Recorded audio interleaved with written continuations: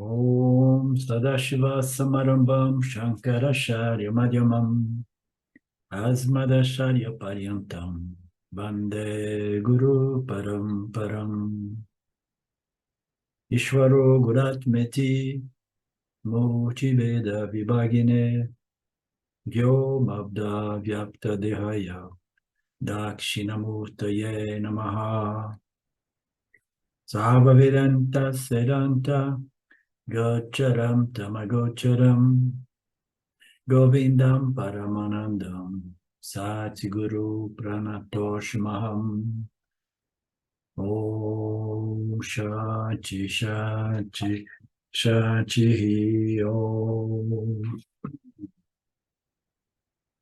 Namastê, bom dia, bem-vindos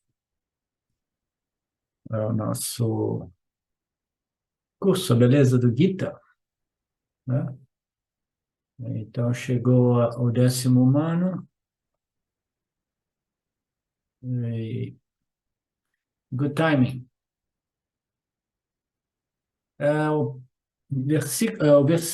Versos 37 a 42, o arquivo, né, do capítulo 4, baseado nos comentários do Swami Paramarthananda, que, como vocês sabem, é o meu querido Guruji, meu querido professor. Eu acho que aqueles de vocês que estão acompanhando, né, esses ensinamentos que são baseados nas palavras, né, nas exposições do Swami Pi, já compreenderam, né, o quanto brilhante ele é. Não é à toa que, desde o tempo do Shimaya, ele era considerado o discípulo, né, um dos mais brilhantes. E depois, estudando, né, com o Dayananda, ele era indicado ser o sucessor de Dayananda, mas ele preferiu não fazer parte da estrutura do ashram de Dayananda, né?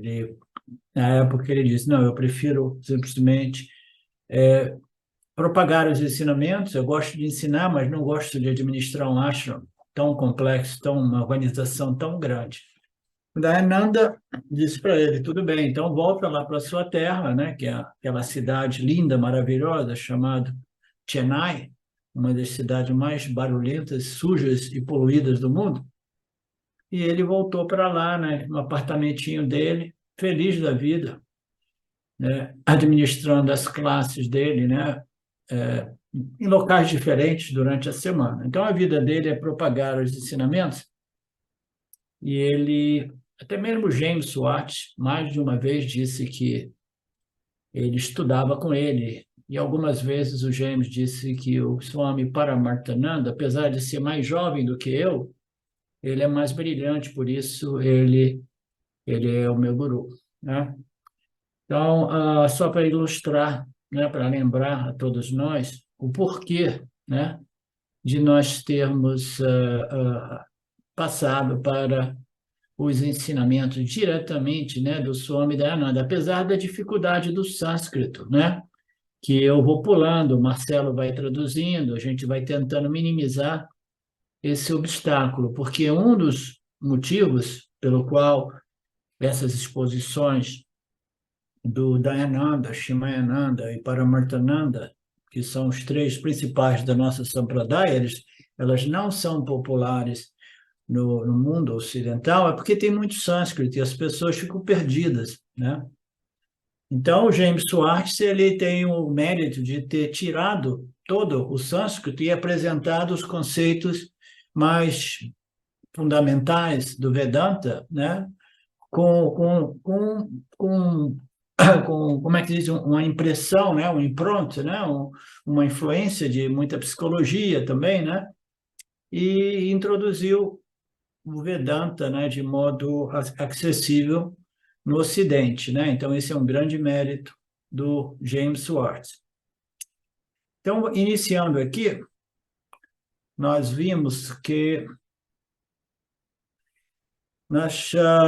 nestes versos, começando no 35, Krishna Guru está falando sobre os resultados do Yana. Palam é o resultado. Nós sabemos que existe karma palam, o resultado de ações, e que existem também resultados de conhecimentos, né? Então, existem conhecimentos e conhecimentos e conhecimentos. E no Vedanta, quando nós falamos de conhecimento, quando nós falamos de jnana, nós nos referimos a um conhecimento muito específico, que não é um conhecimento objetivo, mas é o conhecimento do ser. Eu sou o ser, é o autoconhecimento, né? Então, o Krishna está falando qual é o resultado do autoconhecimento, ou, em outras palavras, do conhecimento dos Upanishads, uma vez ele tenha sido internalizado, assimilado e internalizado. Então, quais são os frutos? Falam também, pode ser dito, traduzido como os frutos de um esforço de contemplação, reflexão, de modo que eu possa assimilar, né, internalizar, e qual é o resultado, qual é o benefício, quais são os frutos. Então, Krishna falando sobre os Yanapalas, como nós vimos na aula passada, né? Então, neste verso 37, ele mais uma vez ele vai falar sobre um outro, né, um outro pala, né, um outro resultado, né? Então, nós vimos que nos versos 35 e 36, o Krishna Guru fala sobre o benefício do autoconhecimento. O primeiro deles é que o indivíduo começa a viver com uma vida livre de conflitos, né? De excesso de conflitos, digamos assim, ou conflitos interiores, né? Porque os conflitos podem sempre existir, né?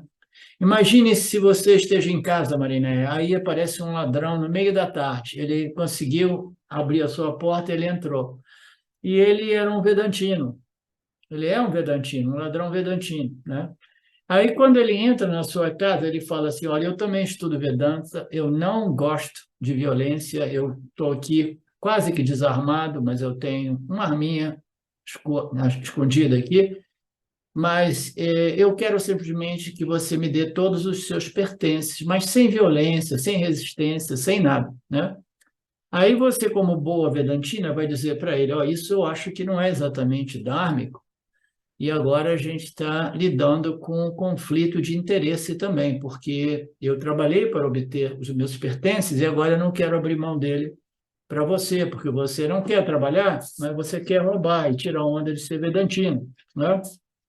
Então você se encontraria numa situação de conflito de interesse. O cara quer levar suas coisas e você não quer abrir mão das suas coisas, né? Então, esses tipos de conflitos, eles podem aparecer. Aí o cara tira a arma e fala assim, não, não me interessa, eu vou levar tudo. Aí ele pega, leva tudo, você perde tudo, né? Então, o conflito passou, mas ele pode não ter passado. O conflito psicológico, que é derivado do apego aos seus pertences, ele pode permanecer torturando você por dias, semanas e meses, né? Pode se tornar um trauma que você jamais se recupera, entendeu? Então, os conflitos, eles são inevitáveis, mas o modo qual nós o experimentamos, né, interiormente, né, pode ser conflitante ou não conflitante, né? Então, a nível superficial, os conflitos de interesses, eles ocorrem sempre, né? Entre nações, entre pessoas, até mesmo pessoas da mesma família, como nós sabemos, né? Então, o primeiro é que uma vida na qual os conflitos interiores, internos, eles não são quase experimentados ou são muito minimizados, né? Esse é um dos grandes benefícios. Remoção dos conflitos internos, interiores, né? O segundo resultado que o Lord Krishna apresenta, né, é a capacidade de ver a não dualidade ou a visão única, né, de tudo, né?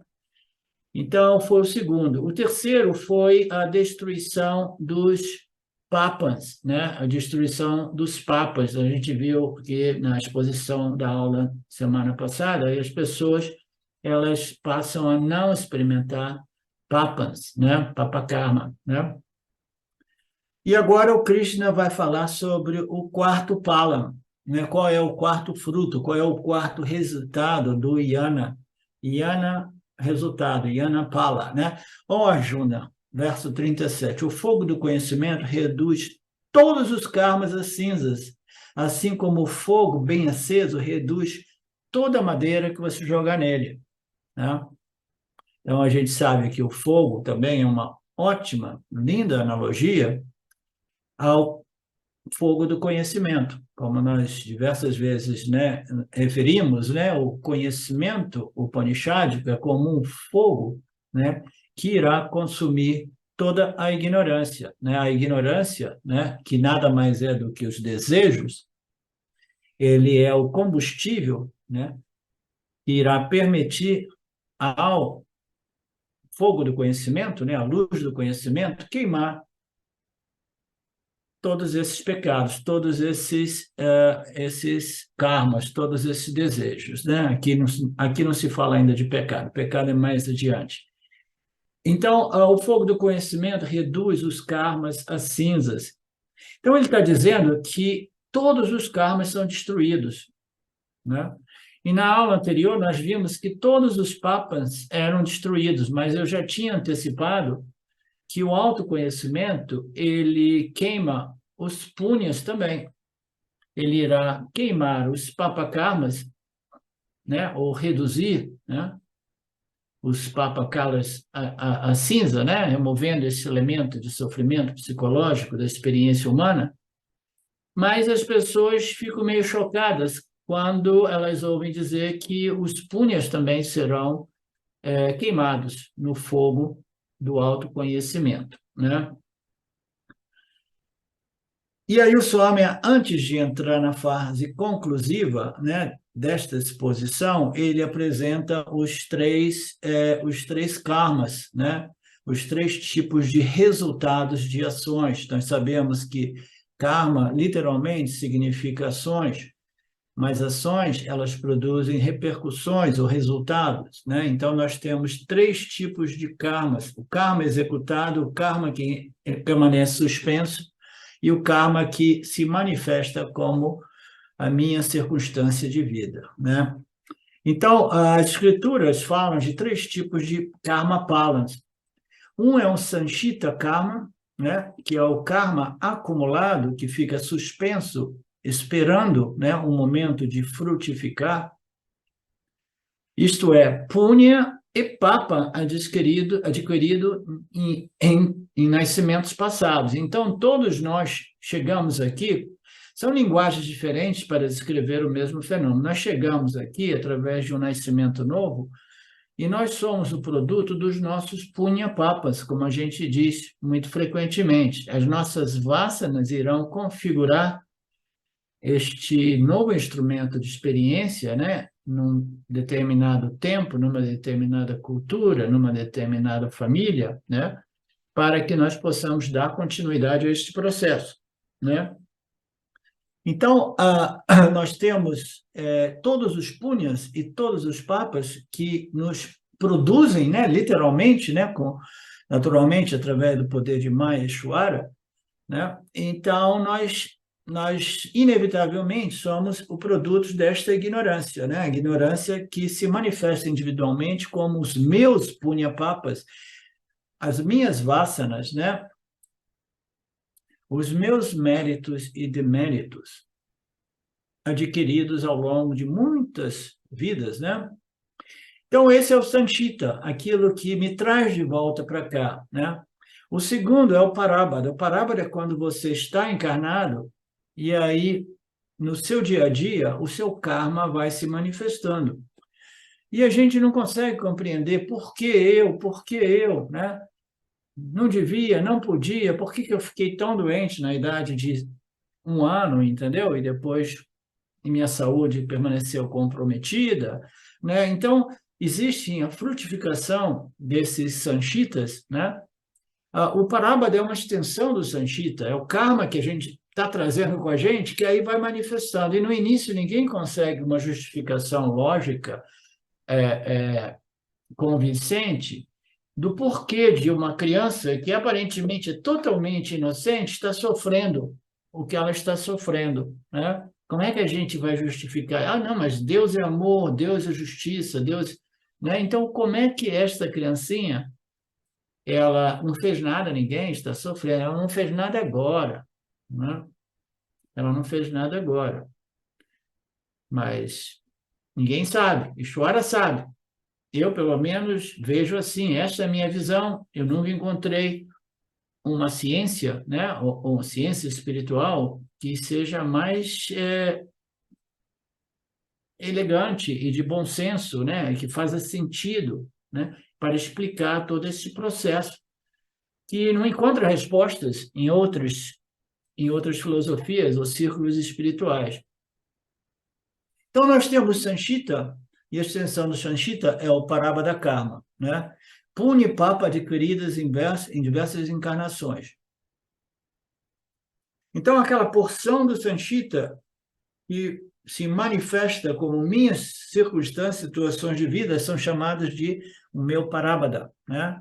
Ele amadureceu, o meu Sanchita amadureceu e produziu a minha circunstância, a minha situação presente. Parabhada Karma é a Sanchita antes de frutificar. A única diferença é que Parabhada Karma é o Sanchita quando ele está pronto, né? A gente tem uma expressão, a gente nunca sabe o que está na tubulação, né? Então, nós temos uma tubulação de kármica, né? E a gente não sabe exatamente o que está vindo por aí. É por isso que, no final, a gente fica nas mãos de Deus, dizendo assim, eu não tenho realmente controle sobre o meu parábola, sobre o meu destino, né? Sobre as minhas circunstâncias futuras. Qualquer coisa pode acontecer, porque existe esta equação kármica que é monstruosamente complexa e impossível de ser compreendida por qualquer que seja o intelecto humano, na qual envolve o meu karma pessoal, o nosso karma circunstancial, o nosso karma coletivo, o karma universal. Existem tantos fatores que corroboram para os nossos parabada karmas, a cada um desses níveis, né? Então, a gente se volta para Ishvara e diz, Ishvara, ok, você conhece esse sistema, eu compreendi, eu tive o mérito de receber os ensinamentos das Escrituras, eu examinei tudo isso e eu tirei o chapéu e disse, olha, não existe nada mais claro e convincente, né? Então, eu coloco a minha fé nessas Escrituras e eu entrego as minhas expectativas estúpidas a você, dizendo, olha, é inútil eu criar expectativas, porque eu sei que somente você sabe o que é melhor para mim. Então, o que significa? Significa, se for Papa Karma, eu aceito com maior, com maior, com grande agradecimento e apreciação, porque eu sei que, no mínimo, serve para me esgotar algum Papa Karma. Serve para me esgotar alguma coisa que eu fiz no passado que requer agora uma determinada experiência, né, de dor, né? Tudo isso, né, é parte desse processo. O terceiro é o Agami Karma, né, que adquirimos por meio das ações. Quando a gente coloca uma ação, a gente está colocando mais Agami, esse Agami irá se tornar, né, Sanchita, né, e depois Parabhada, né? Então, esses são os três karmas, e eles muitas vezes são desdobrados de modo muito mais complexo, né? Porque quando a gente faz uma ação ou uma palavra, né, uma verbalização ou uma ação, a gente sabe que, ixi, eu dei uma vacilada, eu derrapei na curva, escorreguei aqui, escorreguei ali, violei o Dharma, né? Então, isso aí vai dar encrenca, né? Então, quando é que vai vir a encrenca? Claro, quando meu esposo souber, quando a minha esposa souber, quando os vizinhos souber. Então, olha, eu já vou ficar já, né, de antemão um pouco precavida, porque eu acho que vai dar encrenca. É questão de saber quando é que a coisa vai vir à superfície, né? Então, eu já estou lidando com o resultado dessas ações? Sim ou não, Mariné?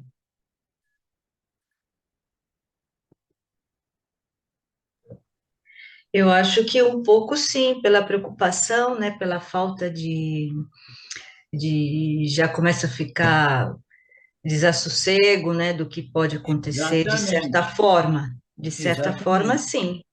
exatamente. Então, toda e qualquer palavra ou ação, imediatamente, ela frutifica a nível interior, né? Principalmente se eu estou absolutamente identificado como fazedor daquela ação ou daquela palavra.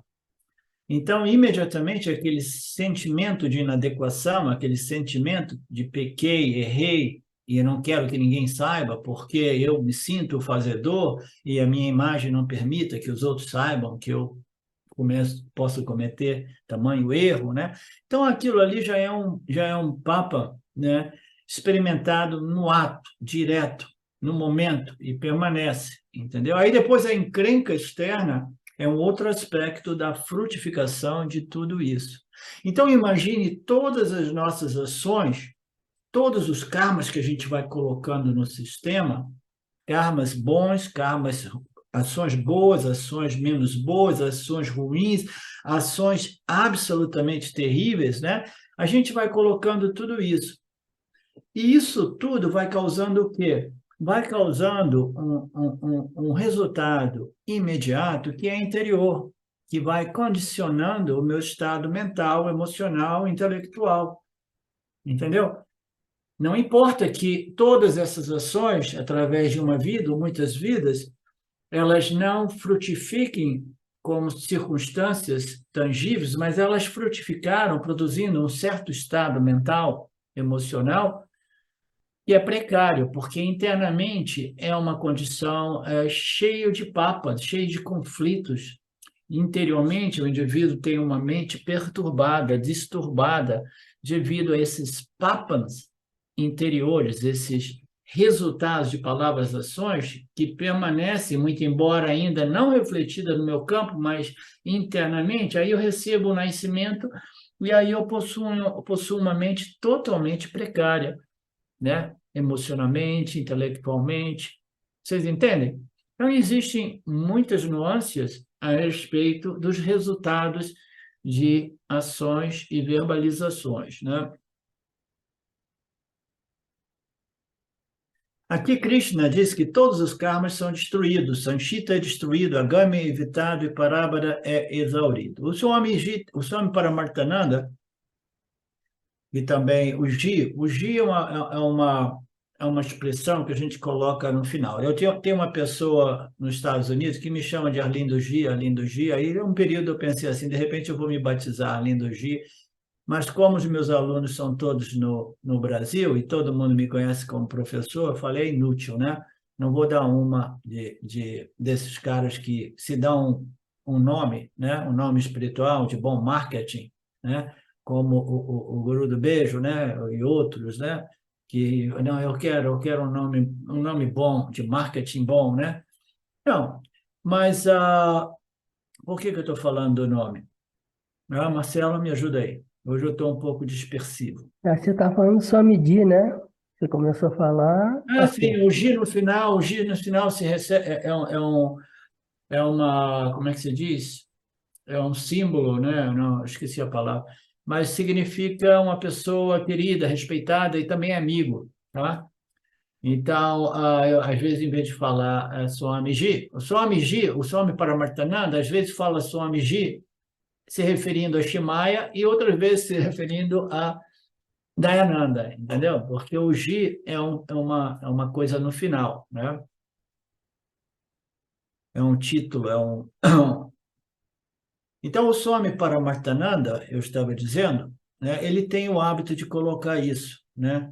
Que com o autoconhecimento, os karmas são destruídos, né? Aí ele diz, o Sanchita é destruído, o Agami é evitado, e Parábada é exaurido, né? Então, tecnicamente, isso é quase sempre colocado nesses termos, né? Então, o que está querendo dizer? O Sanchita é destruído. Como é que você consegue destruir o Sanchita, se o Sanchita é tudo aquilo que estava na tubulação esperando para frutificar, né? Então, é uma afirmação curiosa, sem entrar nos termos mais esotéricos, né? Eu só posso expor ou comentar isso com base na minha experiência direta, né? Este ponto, porque eu nunca vi uma exposição do Swami Paramarthananda ou Dayananda explicando muito em detalhes o porquê é dito tecnicamente que o Sanchita é destruído. Se o Sanchita é o acúmulo de agamis, né? Aí é dito também o agame, em sequência ele poderia dizer o agame é evitado, né? Então tá, como é que você vai evitar agame, né? Que é o resultado imediato de suas ações? Só pode ser evitado através do rompimento, da quebra do sentimento de identificação com o fazedor executor. Aí você já não está produzindo ações que produzem agame. Você entende? Então, se você evita através da não identificação, ou você evita, né? Ou você evita papa, né? Porque você é punha e você é muito disciplinado, vigilante, você não faz nada em violação. Mas o que causa realmente karma é a identificação como o ator, aquele que faz a ação. Então, se você evita o agami, então você está evitando o sanchita, mas tem um monte de sanchita na tubulação do tempo antes de você ter rompido com esta identificação como executor fazedor, tem um monte de sanchita no sistema. Então, eu vou evitar este agame através da não identificação, mas eu ainda tenho o sanchita, né? E aí o parábida é exaurido. Então, tecnicamente, se diz que o sanchita é destruído, o agame é evitado porque a identificação, né, ela não ocorre mais, e o parábida, ainda assim, ele não pode ser evitado. Aí diz assim, ele vai ser exaurido, esgotado pelo Yoni. E muitas vezes existem passagens que diz, para o Yoni não existe agame, não existe santita, existe somente parabada karma, né? Mas se existe parabada karma somente, só existe parabada karma para Yoni, por implicação, nós podemos dizer que é porque ainda existe santita, porque o parabada é a extensão do santita, você entendeu? Eu, quando eu olho para esses ensinamentos do Vedanta, eu olho com olho clínico, entendeu? De realmente de investigar tudo isso até eu encontrar uma lógica. Por isso que eu digo que essas passagens dos karmas, né, que em outros momentos são até desmembradas em 4 tipos de karmas, então elas são tecnicamente bonitas, mas do meu ponto de vista direto, prático, eu posso dizer que o Sanchita, ele talvez seja destruído de modo incompreensível, porque eu tive essa experiência. Quando o autorreconhecimento ocorreu para mim, imediatamente eu comecei a perceber o mundo, a mim mesmo e o mundo de um modo diferente. Então, todos os meus punhapapos, todas as minhas vasanas, todas as minhas tendências, né, já não eram as mesmas. Então, o que ocorreu foi uma profunda purificação instantânea a partir daquela sacação, né, que eu posso relacionar a uma destruição deste sanchita, né, que é depositado no corpo causal, que através da compreensão no corpo sutil, Aham Brahmasmi, eu sou a consciência, aquilo ali, de um qualquer modo, queima as vasanas no corpo causal. O sanchita, que ainda está depositado, esperando para manifestar-se como parábada, né, o resultado final, a frutificação final. Então, a gente pode dizer que o sanchita é destruído, né, de um certo modo, e aí o indivíduo ele sabe que, ainda assim, parábada continua, porque todos nós vivemos, né, processando karma e experimentando parábada karma. Então, o Yanni, existe parábada karma para o Yama? Sim, sim, mas não, do mesmo modo não. Por quê? O Jiva Atma, ele tem 2 aspectos da sua personalidade. Uma é o executor fazedor de verbas, de palavras e ações, e o outro é o experimentador, aquele que colhe o resultado, né?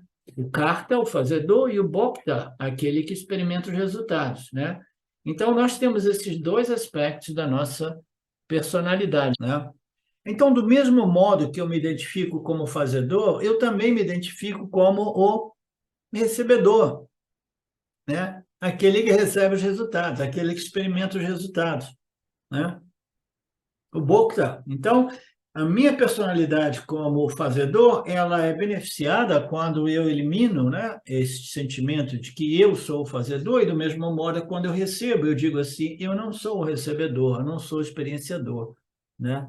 Existem outros fatores, né, que envolvem todo esse sistema no qual eu sou somente aquele Jivatma, né, que aparentemente faz, mas não faz realmente, né? Por dois motivos. Porque eu sou somente um entre milhares, ou trilhões, ou quadrilhões de fatores. E segundo, porque fundamentalmente eu sou a consciência à carta, que não faz nada e não experimenta nada. Aí, de novo, tem essa pegadinha. Aquilo que eu sou não faz nada, mas não tire de mim as minhas experiências, né, transcendentais, né, de êxtase cósmico, né? Não, a experiência, não. Aquilo que eu sou não faz nada e não experimenta nada. Eu sou a consciência, testemunha, não experiencial, né? Aquilo que ilumina a mente, o intelecto e o meio ambiente do Jivati.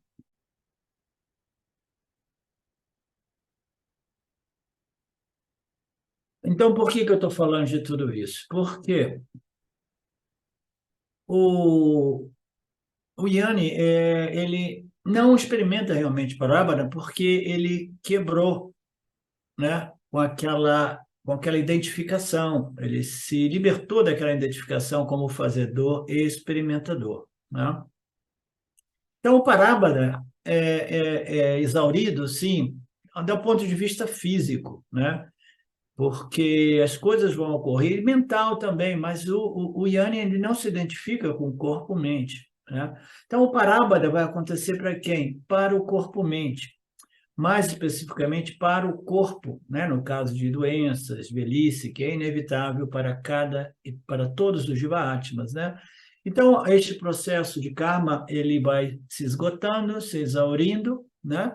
Que é o parábada, mas o Yanni, ele tem uma imunização contra a punha-papa. Ah, não, de novo essa história de punha-papa. Eu quero imunização somente contra papa, né? Punha, não, punha é muito bem-vindo. Então, você me desculpa, mas a imunização aqui é 100% eficácia, não é como essas dessas injeções que eles promovem por aí, não. É uma imunização 100% garantida, com eficácia total. O que significa? Vai imunizar contra a punha também, não somente contra a papa, tá? Então, qual é o benefício do autoconhecimento? Ah, eu esqueci de dizer, mas quando você está imunizado de punha e papa, de resultados circunstanciais que produzem as experiências de prazeres e dores, né? Você ainda assim não você colhe um certo punha, e esse punha é um punha tipo transcendental, porque é um punha derivado não das circunstâncias externas, favoráveis ou desfavoráveis, mas é um punha derivado do yana. Então, é o yana punha. O que significa dizer isso? Uma mente pacificada, né? Uma mente em peace, uma mente satisfeita, apesar das circunstâncias do meu parábada karma, né? Então, quando a gente diz que o Yanni ele vai ser imunizado contra o punha, é os punhas circunstanciais, que são, né, passageiros, temporais, etc. Aqueles ali, não, aquilo ali não me interessa. Então, qual é o punha que você está obtendo? Através deste autoconhecimento. Shanti, satisfação, uma satisfação que não depende de fatores externos, uma paz que é inerente à minha natureza, né? não dual, um sem o segundo, portanto, não existe nada a temer, né? Da mesma forma, Parábada não é destruído, mas Yana irá imunizar o Yoni do Parábara. Isso significa que Parábara produz o resultado, mas a mente do Yoni continua com aquela sensação de equanimidade, né? Ela continua equânime, apesar das condições favoráveis ou desfavoráveis. Os eventos não mudam, o parábada exterior aparente é o mesmo, mas internamente o Yoni foi imunizado contra prazeres e dores, de modo que não importa se o parábada externo é favorável ou desfavorável. Vocês estão entendendo? Muito simples, né? Portanto, podemos dizer que o parábada karma do Yoni é não somente, né, exaurido gradualmente, mas ele é praticamente destruído. Por quê? Porque ele está não mais identificado como o recebedor ou o experienciador desses resultados. Em primeiro lugar, ele não se identifica. Segundo, porque a mente do Yanni, como o Swami Paramartananda diz, é tão forte, é tão equilibrada, é tão resistente, é tão imunizada, que ele é equânime aos vírus por aí, aos germes, né? As armas biológicas, tudo. Ele é muito bem imunizado. Nada disso irá afetar a mente do Yanni. Portanto, Santita é destruído, Agami é evitado, Parábada é como se fosse destruído também. Então, de modo geral, o Yanni ele está liberto de todos os karmas. Então, qual é a diferença desta colocação deste verso 37 e do 36? É que antes o Lord, o Krishna Guru, dizia que os papas vão ser destruídos. Agora ele está dizendo que destrói tudo, entendeu? Punyas também.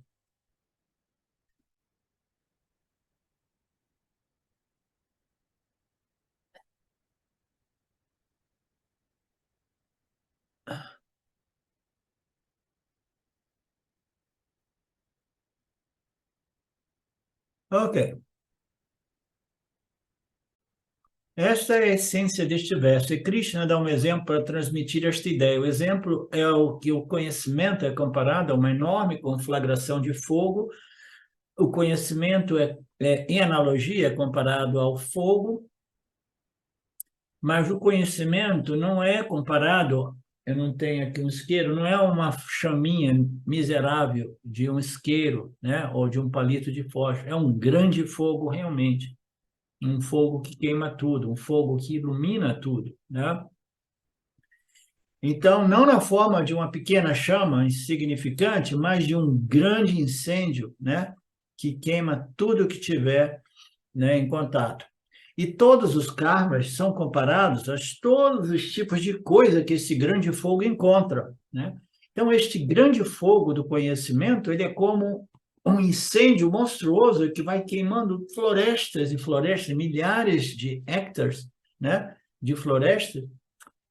Do mesmo modo, o fogo do autoconhecimento irá queimar, né, milhares de hectares de ignorância humana, né? Infelizmente, este fogo do conhecimento é um fenômeno individual, pessoal, o que significa, se a Marinéia, né, passar pelo processo de queima de toda a sua ignorância, ela não vai conseguir beneficiar o marido dela. O marido dela vai continuar ignorante, auto-ignorante nesse sentido. E este é o caso com todos nós. Quando o fogo é muito grande, qualquer coisa em contato ele queima. E tudo é reduzido a cinzas no fogo do conhecimento. Então, aqui o Swami elabora um pouco mais para enfatizar um outro ponto do ensinamento que é importantíssimo, ok? Eu até publiquei esta passagem no Facebook ontem de noite, quando eu comecei a ler este arquivo, né? ele diz, o fogo reduz às cinzas todos os tipos de combustíveis, mas nós vimos, tem que ser um fogo forte, um fogo grande, porque se for um fogo pequeno, para quem já fez fogo, né? Agora já dá um tempo que eu não faço fogo, você tem que ir devagar com fogo. Se você começa a botar muita lenha, quando eu fazia fogo para a lareira, né? No tempo da Europa, dos Estados Unidos, às vezes, você tem que botar aquela coisinha mínima no início, né? Aí devagarzinho, aí você vai botando um pouco mais de galho mais maior, né? Até que o fogo ele é potente o suficiente para queimar os troncos maiores, né? Então, se o fogo do conhecimento for uma chama muito pequena, você não pode colocar muita ignorância nele, tá? Se o fogo do conhecimento for uma chama pequena, né? Se a pessoa estiver entrado em contato com os ensinamentos dos Upanishads ou do Gita, e começou a desenvolver este fogo do conhecimento, ela tem que tomar cuidado, porque em contato com muita ignorância, aquele fogo pode apagar, tá? E o Swami vai ilustrar um pouco mais esta analogia, tá? Neste caso, em vez de você botou um tronco maior, em vez do fogo destruir aquele tronco maior, o tronco vai destruir o fogo. Eu experimentei isso diversas vezes, tentando iniciar uma lareira.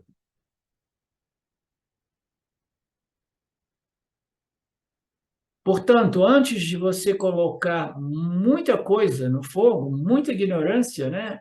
Você tem que ter certeza que o seu conhecimento está firme, bem aviado, bem fortalecido, porque senão, em contato com muita ignorância, né? Este seu foguinho de compreensão talvez seja derrubado e a pessoa fica confusa, né? Então, eu fiz uma postagem recentemente, não, foi nas últimas aulas que eu falei, ó, vamos olhar esses versos do Swami Paramarthananda, fiz uma postagem convidando as pessoas a assistirem aquelas aulas. Foi sábado passado, Marcelo, ou anteriormente, né?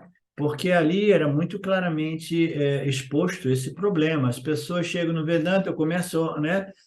Mas elas não abrem mão de manter contato com aqueles ensinamentos impuros, né? Cheio de ignorância misturada com alguns fragmentos de sabedoria. Aí, aquilo ali é como se fosse lenha úmida que vai afetar negativamente o fogo da sua clareza, o fogo da sua consciência. Você está trazendo mais lenha úmida para o seu fogo. Não é assim, Marcelo?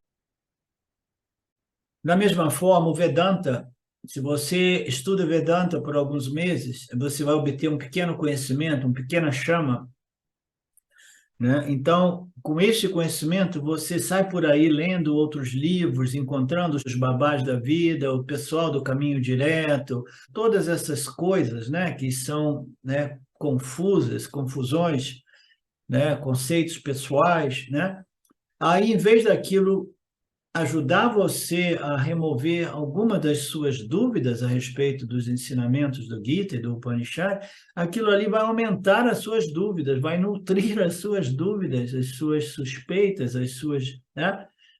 Você descobrirá que essa lenha úmida vai acabar apagando aquela sabedoria do Gita que você já tinha obtido. Você entende, Mariné?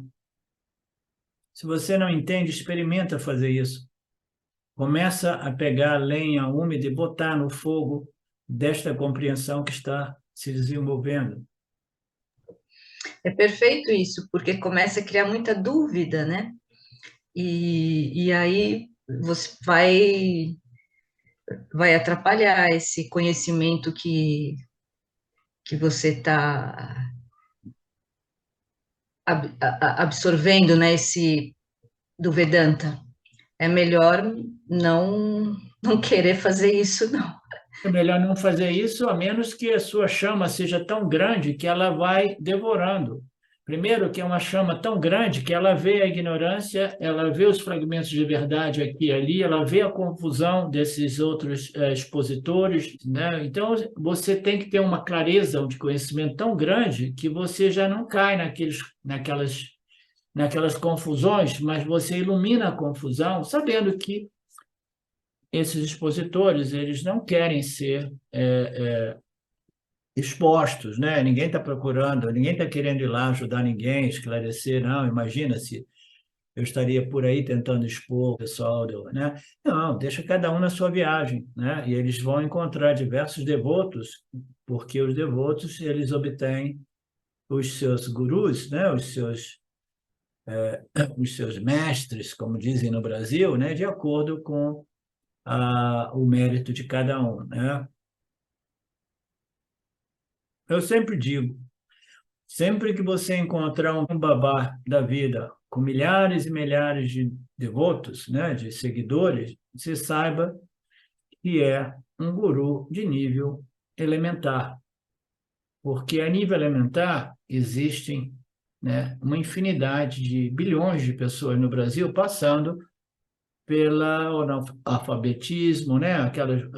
A fase mais inicial do primeiro grau da educação, né? Agora é até obrigatório, né? Então, se você encontra um professor do primeiro grau, você sabe que ele está lá embaixo, na base da pirâmide, lidando com muitos milhões de estudantes, né? Agora, se você quer chegar lá em cima, né, na pirâmide de ensino, de aprendizagem, e estudar mestrado, né, pós-doutorado, doutorado, pós-doutorado, tudo isso, né?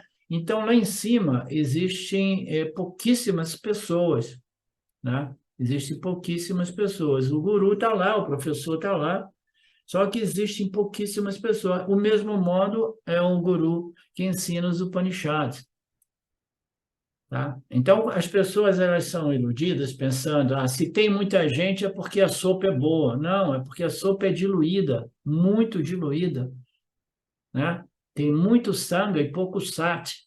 As pessoas querem satsanga, como eu digo, mas elas são atraídas pelo sanga, pela festa, pela união, pelo grupo, né? Como uma pessoa que queria, né, me atrair para fazer umas palestras do Vedanta, e quando viu que não tinha sanga, desistiu. Então, aquele interesse não era interesse desta pessoa pelo sati, pela verdade, pelos ensinamentos, era interesse pela sanga, como eu vejo de novo e de novo e de novo, como fato, tudo isso, né? Então, este conhecimento, ele vai enfraquecer se você colocar lenha úmida, né? E a sua sabedoria vai ficar desafiada e você vai começar a ter mais dúvidas, mais suspeitas, menos confiança no Gita, menos confiança no Krishna Guru, e você vai ficar confuso e perdido. É por isso que dizemos que até que o seu conhecimento se estabeleça, seja firme e forte, continue estudando com o seu professor, acharya, não, né, pulando no quintal dos outros para ver, mas vamos ver o que aquele diz, o que aquele outro diz, o que aquele outro diz. Isso é sinal de que o estudante ainda não está qualificado, ele está ainda, né, curiosando por aí, né? E todos nós passamos por isso. O Marcelo parou de fazer isso semana passada, por exemplo, né? Então, leva muito tempo, né, Marcelo, para parar de fazer isso. Então, quando você amadurece, você estuda com determinado acharya, né, de uma determinada linhagem, sampradaya particular, porque, caso contrário, você vai ficar confuso, né? Confuso, sim, você está misturando tudo, misturando diversas linhagens, entendeu? Vai para o tal, vai para aqui, vai para o Zen, não, eu sou aberto, né? Uma pessoa me escreveu esses dias, eu não visto a camisa de nada, né? Eu sou aberto, eu absorvo tudo. Não, eu não quis dizer nada, né? Porque a pessoa me contatou muito educadamente, etc, etc. Mas, em geral, né, a pessoa acaba numa confusão total, porque eu acho que é válido dizer isso, mesmo que, né, a pessoa fica numa confusão total, achando que está absorvendo tudo, não. Está em confusão total, né? Porque em vez de se manter numa linhagem, numa linha, né, num estudo, principalmente considerando que se trata da fonte original de todo o conhecimento espiritual que existe, que é os Vedas e o Vedanta, né? O que mais você quer? Por que você vai querer ficar se confundindo, ouvindo muitas coisas, lendo outros livros? Você, se não tiver essa clareza, você, quando você tiver, você pode até ler livros.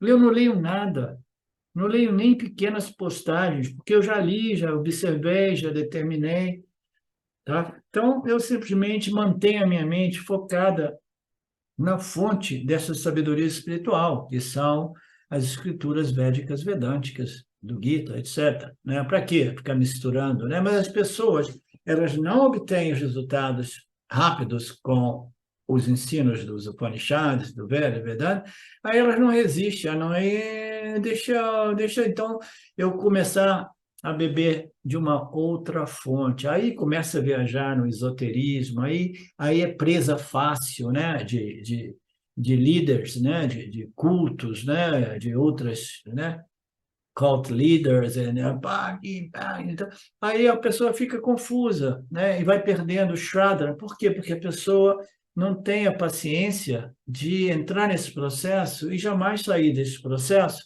Não importa, né?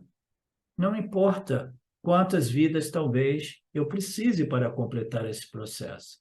O importante é você seguir nele com uma atitude positiva, curtindo o processo sem nenhuma pressa, né? Porque não existe nada melhor do que os Vedas e o Vedanta, os Upanishads, né? E se você não está qualificada para os Upanishads, você está qualificada para o Gita, para o Karma Yoga, né? Para o Upasana. Não, mas a pessoa quer ir para aqui, ir para ali e ficar colhendo um monte de bobagem, um monte de ignorância, um monte de mentira, um monte de embrulho, um monte de engano, né?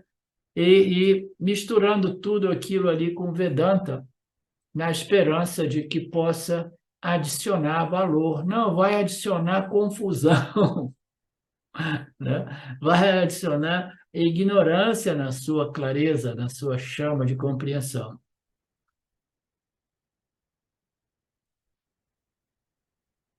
Continue estudando com seu professor, né? Caso contrário, você irá ficar confuso, até que o conhecimento se torne claro, o conhecimento das escrituras. A qualquer dúvida que surgir, o seu professor irá te ajudar a esclarecer. Assim o fogo vai ficar bem aceso. Depois, então, você pode querer ler qualquer porcaria de livro. Mas para quê?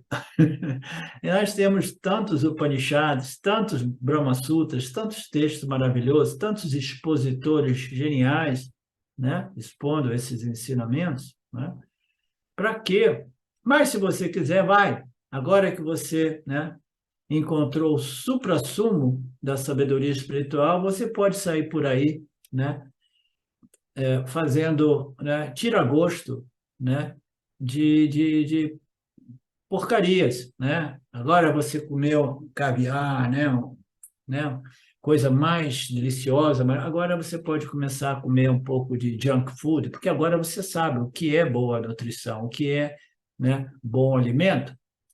Agora que você já conseguiu distinguir, então tudo bem. Então volta, começa a comer o McDonald's, o King, o Burger King, tudo aquilo, né? Por quê? Porque agora você sabe o que é boa nutrição e o que não é, né? Não, você não precisa nem ir lá no lixo catar aquelas porcarias. Não é assim, Alexandre? Hum? Om Purnamada Purnamidam Purnamudachyate Purnasya Purnamadaya Purnameva Vashishyate. Om Shanti, Shanti, Shanti. Namastê. Olá, Queria trazer aqui para vocês o quanto eu tenho me beneficiado dos ensinamentos do Vedanta. Esses ensinamentos do Vedanta, eles mudaram a minha vida, o meu estilo de vida, né? A partir de uma compreensão sobre Jagata, o mundo, sobre essa pura inteligência, Ishvara, sobre o Jiva, né? A mente, o funcionamento, sobre a aplicação do Karma Yoga diariamente na vida, o quanto isso beneficia a purificação da mente, né? Para poder daí acessar aquilo que é mais valioso. Aliás, eu diria sem valor estimável, inestimável, né? Uma riqueza profunda, que é a compreensão sobre os ensinamentos de Satya, a consciência, a existência ilimitada que sou. Bom, eu sou uma aluna de Vedanta, desse grupo, Vedanta Brasil, que iniciei a jornada, estou no começo da jornada, mas essa jornada seria impossível sem o apoio diário de um professor qualificado, o professor Arlindo Nagar, nosso professor, que dedica a sua vida, que dedica as batidas do seu coração exclusivamente para o ensino do Vedanta. Ele gosta de usar a frase, o coração que se doa recebe. Então ele é esse coração que doa. E aí a minha pergunta e o meu convite é: e você? Tem se beneficiado também dos ensinamentos, da compreensão, da clareza desses ensinamentos que são trazidos para nós? Sim? Se sim, o coração que doa recebe. Então o convite é: se você se beneficia, você pode também fazer uma doação. Essa doação, ela é necessária, apropriada, para a manutenção, né, desse ensinamento vivo diariamente para nós. E é um convite para que a gente possa nutrir esse grupo com o dar e o receber. E se você se beneficia, tenho certeza, qualquer valor mensal é suficiente. É o valor que o seu coração sentir, mas é um valor apropriado. Bom, meu recado é esse. Eu agradeço imensamente e não tenho palavras para dizer o que é o Vedanta na minha vida. Só dizer gratidão.